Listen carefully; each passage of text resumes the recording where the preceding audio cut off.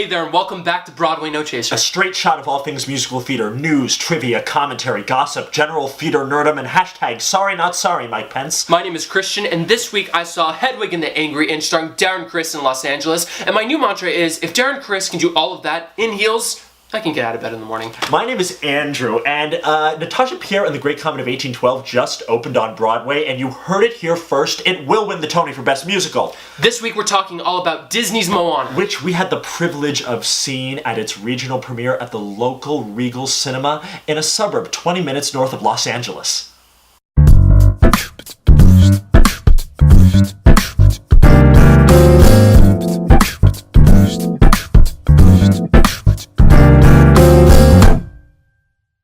Alright, so like we said, today we are talking all about Disney's Moana, the new movie that just opened.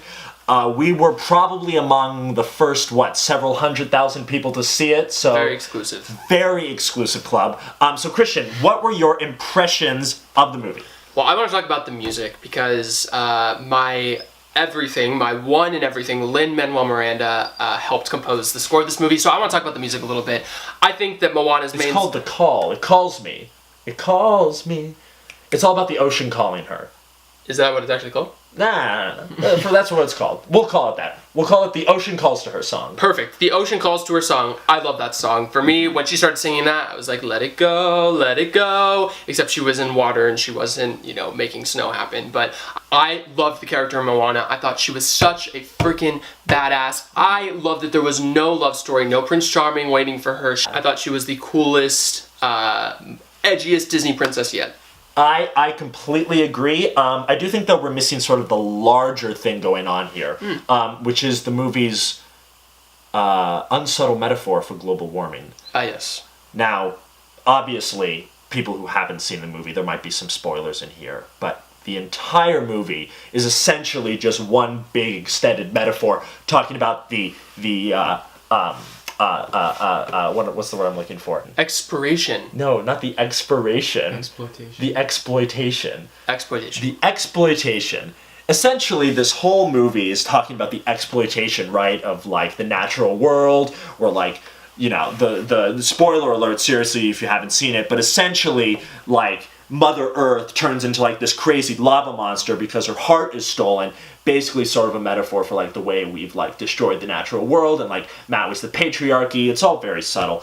But yeah, the music was great, too. Best Disney score, Beauty and the Beast. Huh. I think it's The Lion King. Okay. Well, here's why it's Beauty and the Beast. Because, talking about musical theater, right? The Beauty and the Beast score inspired it to be a Broadway musical, right? That was the beginning of Disney shows being on Broadway, right? So yes, Beauty and the Beast revived the Broadway musical. Mm-hmm. The score of that movie revived the Broadway musical. Because, at that time, it was a lot of rock, and it was Rent, and it was things like that. So I will say Beauty and the Beast because of what it did for musical theater at that time.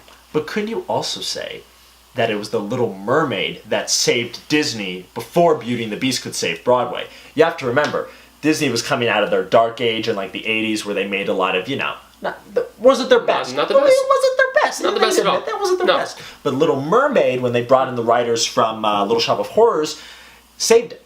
It saved Disney. It revived the Disney musical so that they could then go and revive the Broadway musical. You know what I mean? I see that. So don't you think it's a little unfair to give credit to Beauty and the Beast when it was Little Mermaid that did it first? I see. Yes. And on that point, I see what you're saying. I also want to talk about the whole score, though. I love The Little Mermaid. I love The Little Mermaid and Part of Your World.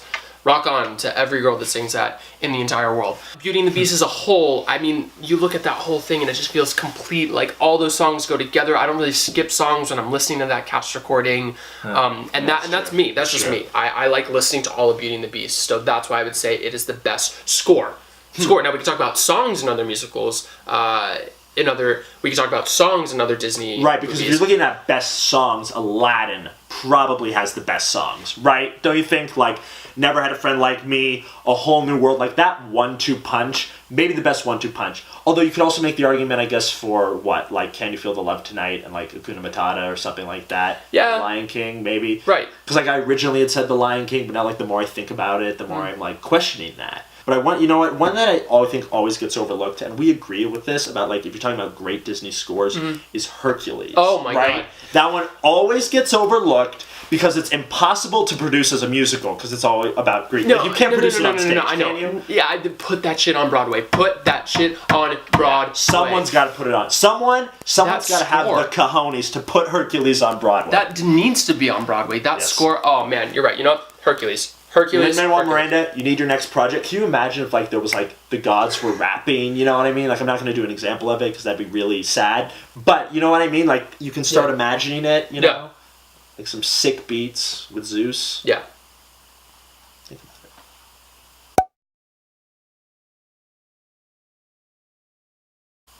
So one thing we do feel like we need to address is the recent incident that happened at Hamilton on Broadway. Now, as you probably all know, but just to recap, Mike Pence, Vice President-elect, went to the show with his family. You know, there was some jeering, some boos from the audience. After the show, the cast gave a prepared speech where they expressed many of their concerns about the Pence-Trump administration. Now, there's a lot of controversy surrounding the event, so we just thought we wanted to discuss it. Cristian, do you feel it was appropriate for the Hamilton cast to address Mike Pence the way they did? Yes, I do. Andrew, do you feel it was appropriate for the Hamilton cast to address Mike Pence the way that they did? Yeah. Okay, guys, thank you so much for watching. Next time, we're going to try really hard not to talk about Hamilton. Just kidding, the mixtape's coming out. It's all we're going to talk about. Oh, I'm so excited. Subscribe, comment, press that like button, tweet at us. We would love to hear from you guys. I'm Cristian. I'm Andrew. We'll see you next time.